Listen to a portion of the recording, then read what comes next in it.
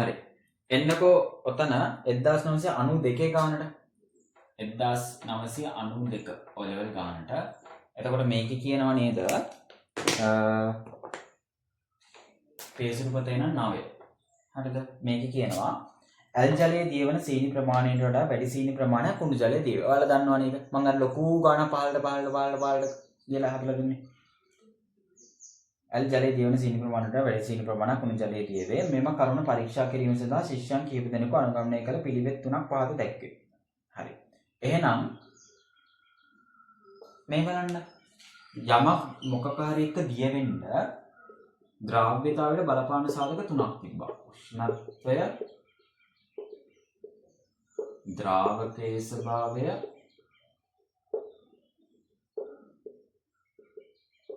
සහ ද්‍රාව්‍යයේ උඩින් දාන එක්කෙනාගේ ස්වභාවය. ද්‍රාව්‍ය ස්වභාවය. ඔය තුනනේ. හරි. දැන් ඔතන ඇල් ජලය සහ උණු ජලය ගැන කියලා තියෙන්නේ. ඒ කියන්නේ ඔතන වෙනස් කරන්න කවුද? උෂ්ණත්වය. හරිනේ වැඩේ. එහෙනම් මේ දෙකම අපි නියතව තියන්න ඕනේ. මේ දෙකම නියත වෙච්ච ප්‍රැක්ටිකල් එක විතරයි මේක වෙනස් කරපුවම අපිට උත්තරයක් හම්බෙන්නේ. එහෙනම් මේ දෙකටම ගන්න ඕනේ ද්‍රාවකයේ ගන්න ඕනේ මොකද්ද? ජලයම තමයි. ද්‍රාව්‍ය ගන්න ඕනේ මොකද්ද? සීනිව තමයි නේද? ඔව්. සීනිව තමයි. දැන් බලන්න මොකද්ද කරලා තියෙන්නේ කියලා තුන් දෙනා. ජලයේ පරිමාව උෂ්ණත්වය හා සීනි වල බර යන සියල්ලම වෙනස් කරමින් පරීක්ෂණය කිරීම මෙහෙම පරීක්ෂණ කරන්න බෑ. ඒක වැරදි. මොකද ජලයේ පරිමාව උෂ්ණත්වය සීනි වල බර කියන ඔක්කොම වෙනස් කරලා පරීක්ෂණය කරන්න බෑ. මේ ද්‍රාවකයේ ස්වභාවය ජලය නම් ජලයේ පරිමාව නියතව අපි තියන්න ඕනේ. හරිද?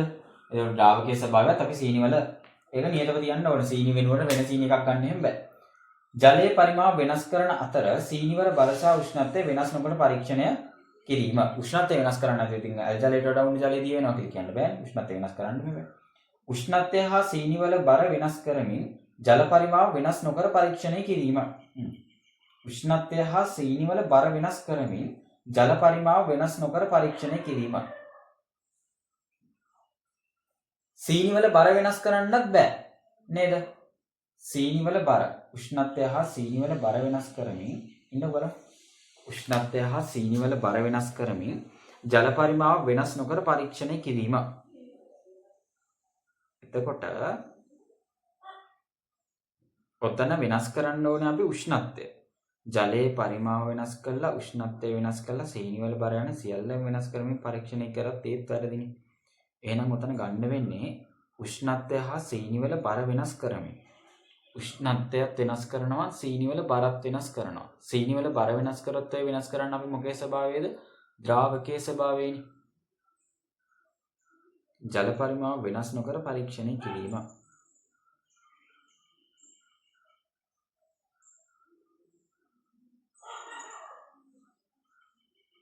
ඔතන සීනි වල බර කියන්නේ එයාලෝයේ මුලින් ගන්න සීනි ප්‍රමාණය වෙන්න ඕනේ මං හිතන්නේ.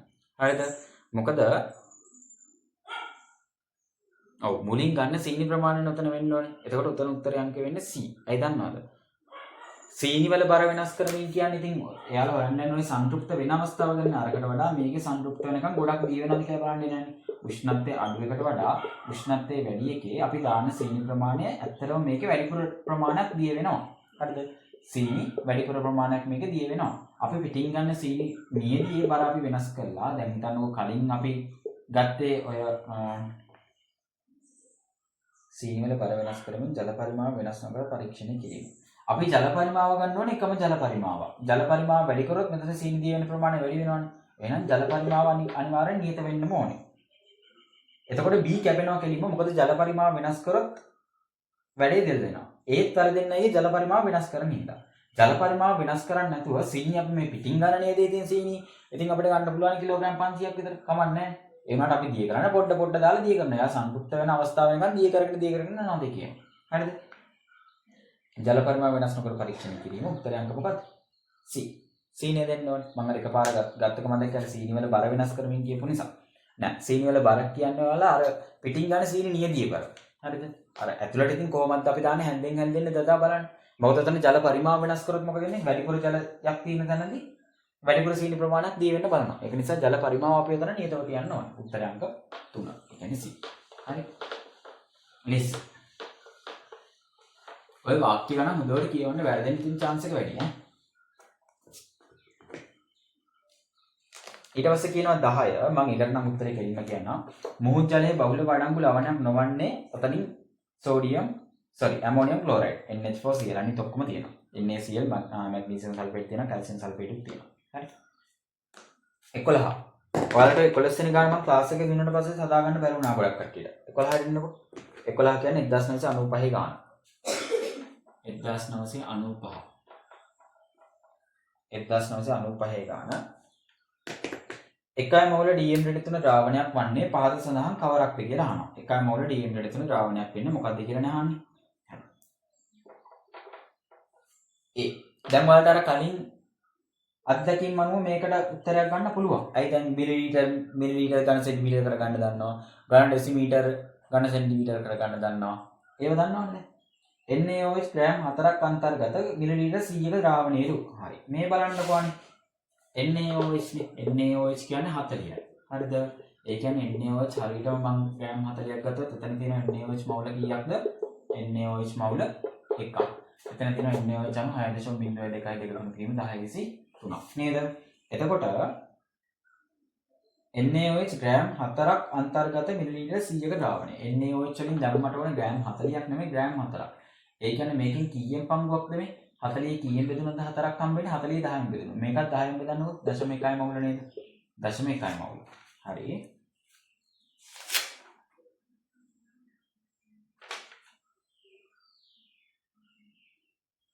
ඔව් 0.1යි මවුල පොඩ්ඩක් නේ.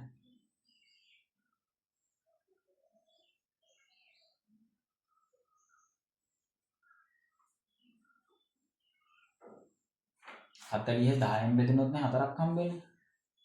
4ක් ග්‍රෑම් කියන්නේ මවුල 0.1යි. මේකත් එහෙනම් 10න් බෙදෙන්න ඕනේ.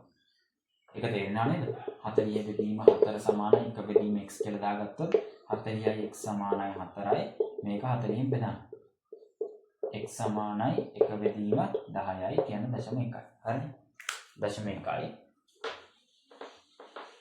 ඊට පස්සේ 0.1යි අන්තර්ගත 100ක් නේ මිලිලීටර් 100ක්. මිලිලීටර් 100ක් කියන්නේ ඝන සෙන්ටිමීටර ගන්න කීයද 100ක්මයි. එම නිසා සාන්ද්‍රණය සමාන මවුල ගණන බෙදීම මුළු පරිමාව මවුල ගාන කියන්නේ 0.1යි මවුල බෙදන්න ඕන මුළු පරිමාව කියන්නේ 100ක්. හැබැයි අපිට සාන්ද්‍රණය හොයද්දී අපි 100 කරන්න මේ වන්නේ කීයකට ඝන සෙන්ටිමීටර වලින් නම් 1000කට. ඕක පැටලෙයි ඈ 100 කරන්න මේ 1000කට හොයන්න. 1යි මවුල DM3. එහෙනම් මේකේ 1යි මවුල DM3ක් එනවා නේද? ඒවල එනවා. හරි. ඒවල එනවා. මට කියන්න NaOH ඔතන දැන් 100ක බලන්න. දැන් ඔන්න ඒකේ ඔයාලා හොයාගත්ත එකක් එනවා කියලා. දැන් හිතන්න පොඩ්ඩක් 100ක ගැන. 100කත් ඔයාලට හදලා පෙන්නන්නේ. එන්නකො 100කට. ඕකේ 100කට. මොකද එතනත් NaOH ගැනමයි කතා කරන්නේ. ඒක නිසා මම 100කට එනවා කියනවා. දැන් C ප්‍රකාශ කරන මේ කියන්නේ පළවෙනි එකෙන් එනවා උත්තරේ. දැන් C. ඒ හරි. C වල කියනවා NaOH ග්‍රෑම් 20ක්ලු. NaOH ග්‍රෑම් 20ක් කියන්නේ මේකෙන් භාගය කියන්නේ 0.5ක් මවුලනේ ඉන්න ඕනේ. හරි. අන්තර්ගත 250 මිලිලීටර දාවනේ. මිලිලීටර 250 කියන්නේ ඝන සෙන්ටිමීටර නම් කියන්නේ 250ක්. හැබැයි දැන් මොන සාන්ද්‍රණය සමාන මවුල ගණන බෙදීම මුළු පරිමාව ලියන්න සූත්‍රය මම ලියන්නේ. මට ලියන්න පුළුවන් නම් ඔයාලට ලියන්න පුළුවන් වෙනවා. සාන්ද්‍රණය සමානයි මවුල ගණන බෙදීම මුළු පරිමාව නේද? මුළු පරිමාව මවුල ගාන කීයදනේ?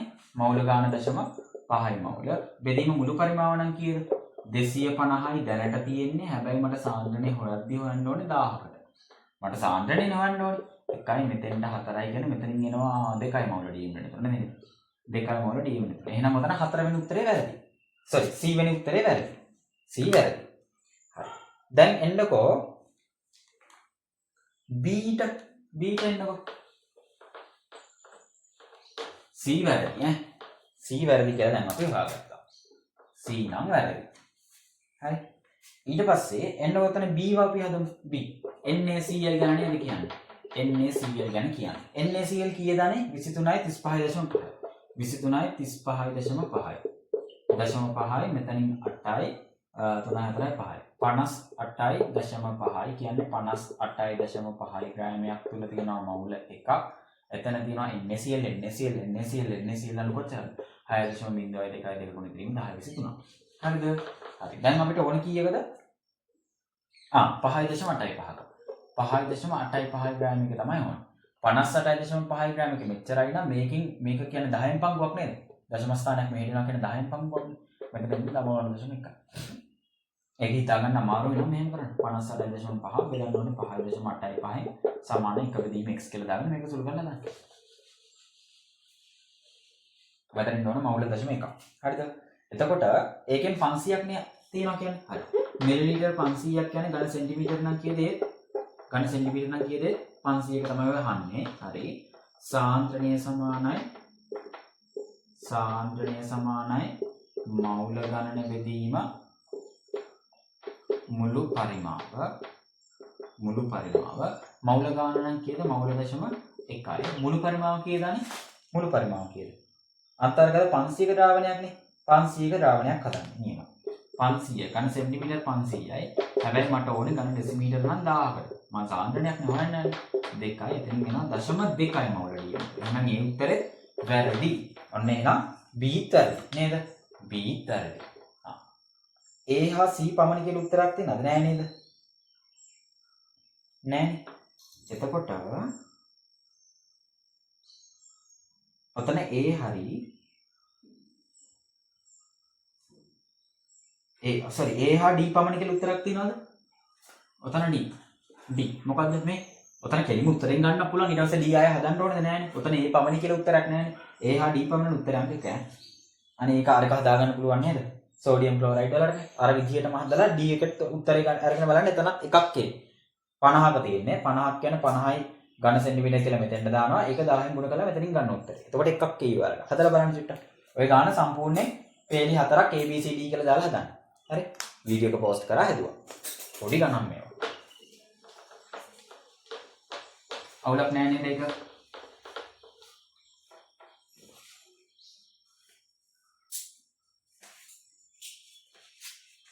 එන්න 2000 ප්‍රශ්නේ රවුන්ඩ් ගන්න 2000.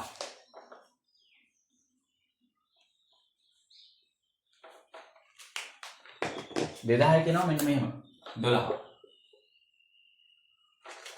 පහත රූපයේ දක්වා ඇති ප්‍රමාණ වලින් සෝඩියම් ක්ලෝරයිඩ් ජලයේ දියකර ABC හා D යනුවෙන් ද්‍රාවණ හතරක් සාදා ඇත. ඔන්න මේ විදිහට දාලා ABCD කියලා ද්‍රාවණ හතරක් හදලා දාලා සෙට්ටේම තමයි කරන්න තියෙන්නේ. මහ දෙයක් නෑ. A B C D මම A වලට වෙනම හදලා B වලට වෙනම හදලා C වලට වෙනම හදලා D වලට වෙනම හදනවා. හරි. වඩාත්ම සාන්ද්‍ර ද්‍රාවණයෙන් ආරම්භ කළ සාන්ද්‍රණය අඩු වන අන්දමට. කියන්නේ මොන රෝහණ පිළිවෙලටද අහන්නේ? වැඩි එකකින් ඉඳන් අඩු එකට. අවරෝහණ නේද? ඔව්. පළවෙනි එකේ සාන්ද්‍රණය හදමුකෝ NaCl හතරෙම තියෙන්නේ. එතකොට NaCl වල යාලා මෞලික ස්කන්ධය කියලා නෑ නේද? NaCl 58.5යි. 58.5යි. NaCl 58.5යි. අපි ඉස්සර හැදුවේ NaCl 58.5යි. නැත්නම් 23.35ක් එකතු කරන්න එච්චරයි. එතකොට මෙතනින් එනවා ඒනේ. ඒ වලට යාලා දාලා තියෙන්නේ ජලීය මිලිලීටර් 100ක් දාලා NaCl වලින් 58.5 ග්‍රෑම් දාලා දෙනවා. එතන නම් මවුල ඉන්නකො. NaCl කියන්නේ 58.5ක් කියන්නේ හරියටම ග්‍රෑම් 58.5ක් තුල තියෙනවා මවුල එකක්. එතන තියෙනවා 6.02 2 ගුණ කිරීම 1023. හරි. එතකොට ඔතන කියන්නේ ජලයේ මිලිලීටර් 100ක කියලානේ. දැන් 58.5ක් කොහොමවත් වෙන මවුල එකයි. මට මේක පහලින් දීලා හදන්න දෙයක් නැහැ. එයාලා දීලා තියෙන්නේ 58.5ක්. හරි. එහෙනම් මම කෙලින්ම සාන්ද්‍රණය ගන්නවා. සාන්ද්‍රණය සමානයි මවුල ගණන බෙදීම මුළු පරිමාව නේද? මුළු පරිමාව. මවුල ගාන කීයදනේ? මවුල ගාන කීයද? මවුල නම් 1යි. බෙදීම මුළු පරිමාව කීයද? මුළු පරිමාව කීයද? මුළු පරිමාව එතන දීලා දෙන ජලය මිලිලීටර් නම් 100යි. ඒ කියන්නේ ඝන සෙන්ටිමීටර නම් 100යි. හැබැයි මට ඕනේ 100කට නෙමෙයි සාන්ද්‍රණය වගේ 1000කට. 1යි මෙතෙන්ට 10යි. මෙතෙන් එනවානේ 10යි මවුල dm වෙනතුන කියලා. මෙයා පට්ට සාන්ද්‍රණයක් තියෙනවා. 10යි මවුල dm වෙනතුන. එහෙනම් ඔතන A වල සාන්ද්‍රණය කීයද දෙන්නේ 10යි.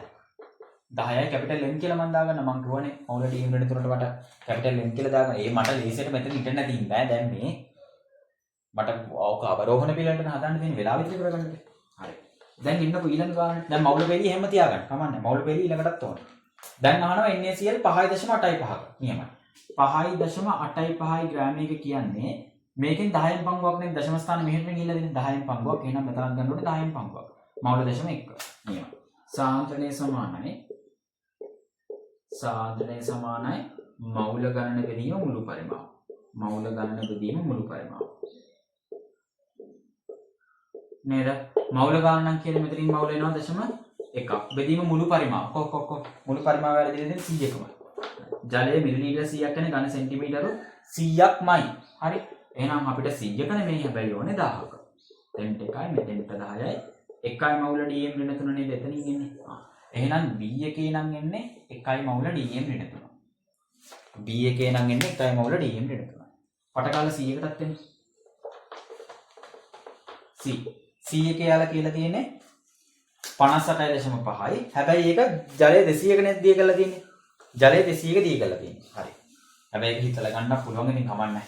58.5 ග්‍රෑම් මේවා හිතලා ගන්න පුළුවන්. ගණන් හොඳට හදලා ප්‍රැක්ටිස් එකක් වෙන ළමෙක්ට මේක බලපු ගමන් උත්තරේ කියන්න පුළුවන්. මේකෙන් මේ පරිමාව දෙගුණයක් කළානේ. ඒකට සාන්ද්‍රණය වගේ. එහෙම වෙනවා. එහෙම කියන්න පුළුවන්. හරි. ඇත්තටම ඔතනින් එන්න ඕනේ 5ක්. බලමු 5ක් වෙනවද කියලා. ඇයි මම එහෙම කිව්වේ කියලා බලන්න. 1යි මවුල නෙන්න ඕනේ. කොහොමද 58.5 දෙන මවුල එකක්. ඔතනින් එන්න ඕනේ මම කිව්වේ දැන් කීයද 5යි. හරි. සාන්ද්‍රණය සමානයි මවුල ගණන බෙදීම පරිමාව. මවුල ගණන බෙදීම පරිමාව. හරිද? මවුල ගාන කීයදනේ? මවුල 1යි. පරිමාව කීයද? 200ක් නේද? හැබැයි මට 200ක නෙමෙයි ඕනේ සාන්ද්‍රණය හරිද කීයකද ඕනේ? 1000කනේ. 1යි මෙතෙන්ට 5යි. නේද? මං කිව්වේ 5යි මවුල DM වෙන 3ක් තමයි එන්නේ. එහෙනම් C එකට එන්නේ මොකද්ද? 5යි කැපිටල් M. ඔතන D එකට එන උත්තරේ මම දැම්ම කියලා තියන්නම්. D එකට එන්නේ 0.5යි මවුල DM වෙන 3. D එකට එන්නේ 0.5. ඔයාලා හදලා බලන්න ඈ. D එකට එන්නේ 0.5. 0.5යි. මට ඒක බලලා කියන්න පුළුවන්. මොකද මේකට වඩා මේකේ පරිමාව දෙගුණයක් වෙලා. පරිමාව දෙගුණයක් කියන්නේ සාන්ද්‍රණයේ භාගයක් වෙනවා. පරිමාව වැඩි වෙන කියන්නේ ජලයේ වැඩිපුර දාන්න දැන් හිතන්නකෝ තේ කෝප්පයක් තියෙනවා. හරිද? තේ කෝප්පයක් තියෙනවා. තේ කෝප්පෙට මම වතුර දාන්න මොකද වෙන්නේ? ඒකේ රස ටික අඩු වෙනවනේ. මං කිව්වේ අර සාන්ද්‍රණය හිතන්න රසෙන් කියලානේ. රස වැඩි වෙද්දි සාන්ද්‍රණය ගොඩක් වැඩි. රස අඩු වෙද්දි සාන්ද්‍රණය අඩු වෙනවා. වතුර දැන් එක ප්‍රමාණයකට වතුර දාලා තිනවා. ඒ වගේ දෙගුණයක් වතුර දැම්මොත් රස දෙගුණකින් අඩු වෙනවා. නේද? එහෙනම් සාන්ද්‍රණය දෙගුණකින් අඩු වෙන්න ඕනේ. අන්න එහෙම හිතන්න. D වලට එන්නේ 0.5. එතකොට ඔතන අඩු එකේ ඉඳන් වැඩි එකකට හදන්න ඕනේ. අඩු එකේ ඉඳන් වැඩි එකට හදුවොත් එන්නේ D B C A. උත්තරයක් නේද? නෑ වැඩි එකේ ඉඳන් අඩු එකට හදන්න ඕනේ. A C B D. A C B D. උත්තරයන්ක 4. sorry උත්තරයන්ක 3. A C B D. උත්තරයන්ක 3 ඈ. 2000ට උත්තරයන්ක 3. හදාගන්න මේක වීඩියෝ එක පොස්ට් කරලා පිටිපස්ස අරගෙන හදාගන්න. කාට හරි ගාන අමාරු වෙන තව පාරක් බලන්න. අමාරු වෙන විදියක් නෑ දැන් අර එහෙන් ගණන් ගොඩාක් හදලා නැහැ අපි ආවේ. හරි. 2001 වල ගාන. 2001 වල ගාන. මෙතන කියනවා යම් පරීක්ෂණයක් සඳහා වෙනස් ආයත සාන්ද්‍රණය. යම් පරීක්ෂණයක් සඳහා වෙනස් සාන්ද්‍රණ වලින් යුත් හයිඩ්‍රොක්ලොරික් අම්ල ද්‍රාවණ දෙකක් පිළියෙල කර ගැනීමට අවශ්‍ය විය. පහත් එක්වන කවර ආකාරයක් ඒ සඳහා සුදුසු වේද කියලා අහනවා. වෙනස් සාන්ද්‍රණ වලින් යුත් නේ. ඒ කියන්නේ සාන්ද්‍රණය එකිනෙක වෙනස්. ඒ කියන්නේ 1.5ක් આવොත් අනික එකක් වගේ එන්න ඕනේ. දෙකේම 0.5ක් වෙන්න බෑ කියලා කියන්නේ. දෙකේම 0.5ක් එකම සාන්ද්‍රණයක් වෙන්න බෑ කියලා කියන්නේ. හරිද? රසෙන් හිතන්න. සාන්ද්‍රණය හිතන්නේ මොකෙන්ද? රසෙන්. ඔන්න බලන්න අල්ලන්නේ විදිහ. සාන්ද්‍ර හයිඩ්‍රොක්ලොරික් අම්ලය මිලිලීටර් 5 වලින් බීකර 2කටගෙන 50ක් දක්වා වතුර එකතු කිරීම. ඒ කියන්නේ දැන් කොහොමත් නියදිය තමයි පල්ලෙන්ට තියෙන නියදිය තමයි මේක. HCl තියෙන නියදිය තමයි මේක. අපිට ඕනේ මේකෙන් සාන්ද්‍රණයේ වෙනස් ද්‍රාවණ දෙකක් හදාගන්න. දැන් ඔය පළවෙනි A වල දීලා තියෙන්නේ, B වල දීලා තියෙන්නේ, C වල දීලා තියෙන්නේ. මේක පාවිච්චි කරලා සාන්ද්‍රණයේ වෙනස් දෙකක් හදාගන්න තමයි අපිට තියෙන්නේ. සාන්ද්‍රණයේ වෙනස් දෙකක් හදාගන්න තමයි තියෙන්නේ. තේරුණාද ගාන යාල කියන එක? මෙයාගෙන් නියදියක් තියෙනවා. ඒකෙන් අරගෙන කොහොම හරි කරලා සාන්ද්‍රණය වෙනස් දෙන්නේ හදාගන්න තියෙනවා. පළවෙනි එකේ කියන්නේ මේකෙන් 5ක් මේකටත් දාලා මේකෙන් 5ක් මේකටත් දාලා 50ක් වෙනකම් වතුර දාන්න. 50ක් වෙනකම් වතුර දාන්න. දැන් මේ 5ම ගත්තේ මේකෙන්මනේ. ඉතින් 50ක් වෙනකම් වතුර දැම්මොත් මේ දෙකේම රස මොකද වෙන්නේ? ඒත් සමානයි. ඉතින් 50ක් වෙනකම්ම වතුර දාන්න. එතකොට මේ දෙකේ රස සමානයි. එතකොට මෙතනින් ගන්න බෑ. B බලන්නකො. සාන්ඩ හයිඩ්‍රොක්ලෝරික් අම්ලය මේකෙන් ගන්නවා 5ක් මේකට දානවා 10ක්. ඒකල කීයක්ද මොකද කරන්නේ? ඒකල 50ක් දක්වා වතුර දානවා. මෙතන 50යි මෙතනත් 50ක් දක්වා වතුර දානවා. මේකේ රසට වඩා මේකේ රස වැඩි නේද? එහෙනම් මේකෙන් හදාගන්න පුළුවන් නේ. උත්තරය B. B විතරයි මම හිතන්නේ බලමු. සාන්ඩ හයිඩ්‍රොක්ලෝරික් අම්ලය 5 සහ 10 බැගින්ගෙන මේ දැන් ඊළඟට කරන්නේ මොකද්ද? සාන්ඩ හයිඩ්‍රොක්ලෝරික් අම්ලය දැන් මෙතෙන්ද අපි මෙතෙන්ද 50ක් දැම්මේ. ඔව්. මෙතෙන්ද 50ක් දැම්මේ. මෙතෙන්ද දැම්මේ 5ක් නේ. මෙතෙන්ද දැම්මේ 5ක්. ඊට පස්සේ කරන්නේ සාන්ඩ හයිඩ්‍රොක්ලෝරික් අම්ලය මෙතෙන්ද 5ක් අරගෙන මෙතෙන්ද 10ක් දානවා. මෙතෙන්ද 5ක් අරගෙන මෙතෙන්ද 10ක් දානවා. අහන්නකො. මෙතෙන්ද 5ක් අරගෙන මෙතෙන්ද 10ක් දාපුවාම මට හොඳට හිතලා කියන්න. දැන් මේක තේ කෝප්පයක් තියෙනවා. හරිද? තේ කෝප්පයක් තියෙනවා. තේ කෝප්පෙන් මිලිලීටර 5ක් මෙතෙන් දානවා. මිලිලීටර 10ක් මෙතෙන් දානවා. මේ දෙකේම රස මොකද වෙන්නේ? රස මොකද වෙන්නේ? දැන් ඔයාලට තේ කෝප්පේ තනින් තනට බොද්දේ රස වෙනස් වෙනවද දෙන්නේ නෑනේ. එකම රසක්නේ. එහෙනම් මෙතෙන්ද 5ක් දැම්මත් 10ක් දැම්මත් රස එකමයි. අයි දැන් ඔයාලා මට කියයි ඇයි එහෙනම් දැන් මෙතෙන්ද 5ක් දාලා මෙතෙන්ද 10ක් දැම්මට පස්සේ මේක වෙනස් වුනේ? ඇයි මේ වතුර දැම්මනේ? 5කට වතුර දාන ප්‍රමාණයයි 10කට වතුර දාන ප්‍රමාණය අතර වෙනසක් තියෙනවද නැද්ද? තියෙනව නේද? මේකේ රස ටිකක් මේකට වඩා වැඩි නේද? මේකට වඩා මෙන්න මේකේ රස ටිකක් වැඩි වෙනවා. 10ක් දාලා 50ක් වෙනකන් වතුර දාන්න. මෙතෙන්ද 5ක් දාලා 50ක් වෙනකන් වතුර දාන්න. තේරෙනවද? තේරෙනවද මම මේ කියප එක? රසෙන් හිතන්න. 5ක් දාලා 50ක් වෙනකන් වතුර දානවා. මෙතෙන්ද 10ක් දාලා 50ක් වෙනකන් වතුර දානවා. වතුරනේ දාන වතුර දාද්දි රස අඩුනේ වෙන්නේ. දැන් 10ක් දාපු තැන 50ක් වෙනකන් වතුර දාපුවාම එතන රස අඩු වෙන ගතිය මේකට වඩා ටිකක් අඩුවෙන් අඩු වෙනවා. ඒ කියන්නේ මේක ටිකක් වැඩිපුර රසයි. මේකට සාපේක්ෂව මේක රසෙන් හිතන්න. හැබැයි මේක තේ කෝප්පෙන් මිලිලීටර 5ක් දාලා තේ කෝප්පෙන් මිලිලීටර 10ක් දාලා මේ දෙකේ රස බැලුවොත් එකම රසක් තමයි ඉන්නේ. තේ කෝප්පේ රසම නෙන්නේ. හැබැයි මේක මෙතෙන්ට 5ක් දාලා මෙතෙන්ටත් 5ක් දාලා 50ක් වෙනකම්මනේ මෙතන වතුර දාන්නේ. එතකොට එකම රසෙ ඉන්නේ. තේරුණාද? එහෙනම් උත්තරේ B පමණයි. අවුලක් නැහැ. හරි. 15 යන මං අනිත් එක හැදුවේ නැත්නම් ඇයියේ? ඔතන ওই භාගික ආසවණෙන් දීලා තියෙන බොරතෙල් ආසවණය කරපුවම ඔතන ওই තාපාංක ගැන ඔයාලගෙන් අදහසක් ගන්න ඕනේ. ඔය ගැසොලින්, භූමි තෙල්, ඩීසල්, ලීස් තෙල් වල තාපාංක ඔතෙන්දි පොඩ්ඩක් එයාලා ටච් කරනවා වගේ මට තේරෙනවා. තාපාංක ඕනේ නැහැ නේ අපිට. ඉතර නරන්න ඕනේ නැහැ. හරි. ඔයාලගේ ටීචර්ලා ඔක ආසවල කුරුල්ල විතර කියලා නේ යන්නේ. ආසවන කුරුණක් කියලා විතරයිනේ කියලා යන්නේ. 15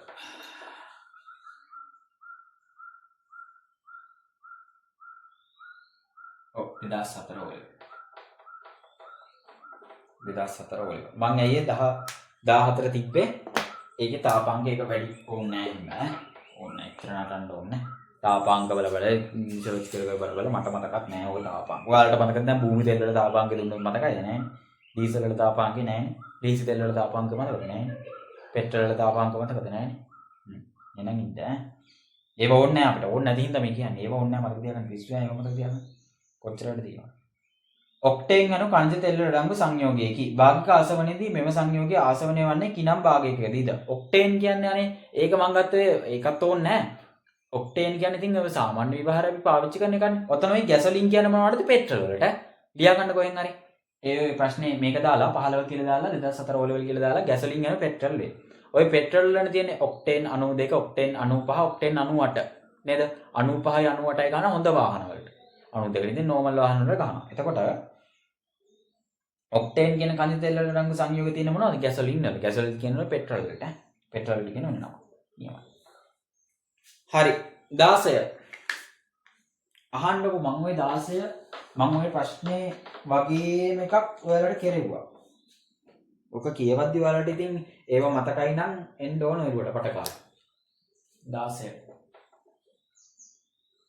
16 කියන්නේ 2008 නිව් එක නිව් සිලබස් එකේ 2008 නිව් 2008 නිව්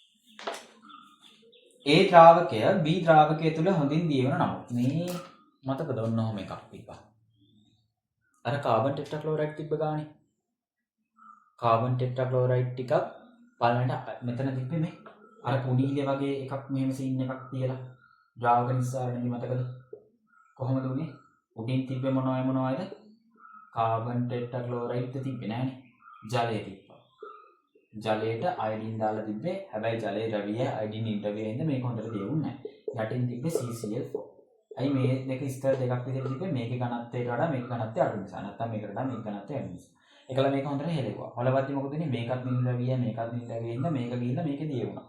නේද? ඒකලා අපිට පෙරලා මේක වෙන් කරලා ගන්න පුළුවන්. ඔය ඔකම තමයි කියන්නේ. ඒ ද්‍රාවකය මම ඒකත් විතර තියාගෙන විස්තර කරන්නම්කෝ. මේ ජලය I2 මෙතන තිබ්බ CCl4 නේ. දැන් ඒකත් තියාගෙන මම ওই ගානේ කියන එකත් විස්තර කරන්නම් ඔයාලට. ඔන්න බලන්න ඒ වගේම ප්‍රශ්න අහන විදිය ඈ. ඔය නිකන් ඔය බොරුවට කියලා දාගෙන ඉඳන් මේ පාඩම මේ කිව්වට වැඩක් නැහැ. මේවට උත්තර දෙන්න බෑ හැමෝම. A ද්‍රාවකයේ B ද්‍රාවකයේ තුල හොඳින් දියවන නමුත්. ඔන්න දැන් A ද්‍රාවකයේ B ද්‍රාවකයේ තුල හොඳින් දියවන නමුත් C ද්‍රාවකයේ තුල දියවන්නේ අල්ප වශයෙන්යි. මම එහෙනම් මේ A ද්‍රාව්‍යය B ද්‍රාවකයේ තුල B කියන්නේ ඔය උතන නිකන් CCl4 වගේ කෙනා හොඳින් දියවන නමුත් C ද්‍රාවකයේ තුල දියවන්නේ අල්ප වශයෙන්. C කියන්නේ උතන ජලය වගේ. මේ A කියන්නේ නිකන් මෙතන අයඩින් වගේ. C කියන්නේ මොකද්ද? ජලය වගේ. B කියන්නේ මොකද්ද? CCl4 වගේ. ඔක කියවද්දි මේ තියරි කොළුවේ තියෙනවා නම් මේක හදාගන්නකම හදයක් නෙමෙයි ඈ. ඒක තමයි මම ඔය ප්‍රශ්න පත්‍ර ලියවන්න ඔයාලට. පේපර්ස් ලියවන්නේ ඒකට තමයි මතකේ තියෙන්න ඕන. නැත්තම් මේ වගේ ගානක් එකපාර හිතලා ගන්න බෑ. දැන් බලන්න මම කොච්චර ලේසියෙන් මේක හිතුවද කියලා. C ද්‍රාවකයේ තුල දියවන්නේ අල්ප වශයෙන්යි. B ද්‍රාවකයේ සහ C ද්‍රාවකයේ එකිනෙක මිශ්‍ර නොවේ. හරිනේ. C ද්‍රාවකයේ B ද්‍රාවකයේ එකිනෙක මිශ්‍ර වෙන්නේ නැහැ. එයාලා ඝනත්ව වෙනස නිසා. බලන්න. ඝනත්ව වෙනස නිසා. හරිද? එකිනෙක මිශ්‍ර නොවේ.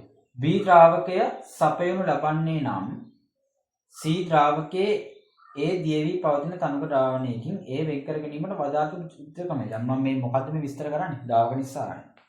හරි. B ද්‍රාවකයේ සපයනු ලබන්නේ නම් B අපිට සපයනවා. CCl4 අපිට දෙනවා. C ද්‍රාවකයේ දිය වෙලා තියෙන ඒව පවතින ඒ තනක ද්‍රාවණයකින් ඒ වෙන් කර ගැනීමට. මෙතන මේ අයඩින් ටික වෙන් කර ගන්න මොකද්ද අපි කරන්න ඕනේ? මේක දිය කරවගෙන CCl4 වලින් එතකොට අයඩින් වෙන් කර ගන්න පුළුවන්. මතකනේ මම අර පොතේ දුන්නේ. හරි. ද්‍රාවක නිස්සාරණ උත්තරයන් 4. හරි. චූටි දැන්. ඒක ඉතින් පළවෙනි පේජේ කියවගෙන යද්දිම අර මතක ඔළුවේ තියෙන එක්කෙනෙක්ට පුළුවන්. තේරුණාද? අර ඒක තමයි මම හැමවෙලේම මතකේ හදන්න ඔය try කරන්නේ. මතකේ තියනවා නම් ඕන දෙයක් කරන්න පුළුවන්. ඒ කනෙක්ෂන් එක තියනවා නම් ගානේ ඕන දෙයක් කරන්න පුළුවන්. එන්නකෝ අනේ 2008 නියු. තව එකක් තියෙනවා නේද? ඕන් ගෑන ළමයි නියපොතු සුද්ධ කරන එකක් ගැන කියලා තියෙනවා. නිය ආලේපන ද්‍රව්‍ය ජලයෙන් සෝදා ඉවත් කළ නොහැක. ඕනේ Q-tex අපිට වතුරින් හොදලා ඉවත් කරන්න බෑ. හරිද? Cu කියලා දාන Q-tex වල මේ පොප එහෙම නෙමෙයි ඈ Q-tex. මම දන්නේ Q-tex. Q-tex මෙහෙම Q-texද මේ ලියලා තියෙන්නේ. Q-tex මම දන්නේ. හරිද? Q-tex. නිය ආලේපන කියලා කියනවා. නිය ආලේපන. නිය ආලේපන ජලයෙන් සෝදා ඉවත් කළ නොහැක. ඔව්නේ. ජලයෙන් හොදලා ඉවත් කරන්න බෑ. මොකද ජලය කියන්නේ ද්‍රවීය කෙනෙක්. කොහොමද මම ඒක ඉක්මනට ද්‍රවීය කියලා ගත්තේ? ඔයාලා දන්නවද බබුව? මේ ෆෝමලින් ගහපු ඇසිටෝනියා වගුව. කාඩයි CO2 වගුව. ඒකෙන් ඈ ජලය කියන්නේ ද්‍රවීය. එහෙනම් මේකෙන් මේක ඉවත් වෙන්නේ නැහැ කියන නියාලේපනේ මොනව වෙන්න ඕනද? නිර්ද්‍රවීය වෙන්න බෑ.